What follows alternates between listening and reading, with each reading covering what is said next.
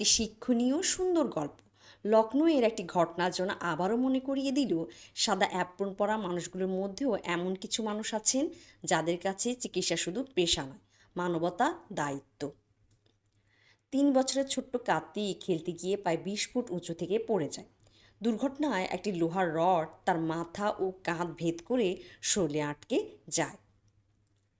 পরিস্থিতি এতটাই ভয়াবহ ছিল যে রডটি না সরিয়ে তাকে ঠিকভাবে পরীক্ষা করাও কঠিন হয়ে পড়েছিল।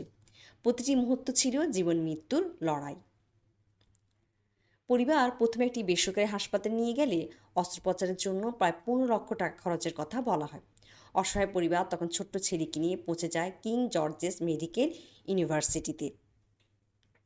সেখানে এ দায়িত্ব নেন নিউরোসার্জন ডক্টর অঙ্কুর বাজাজ ও তার সহকর্মীরা। ভয়াবহ ঝুঁকি জেনেও চিকিৎসকরা হাল ছাড়েনি।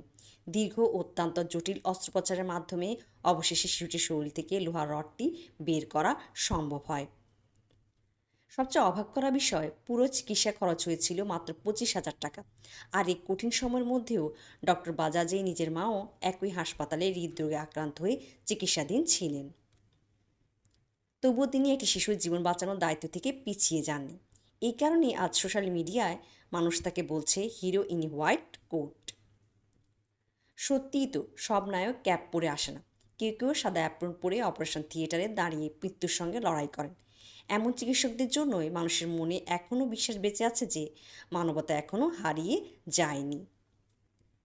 গল্পটি ভালো লাগলে একটা লাইক দিবেন, শেয়ার করবেন, আর এমন শিক্ষণীয় সুন্দর গল্পগুলো শুনতে চ্যানেলটি সাবস্ক্রাইব করে পাশে থাকবেন।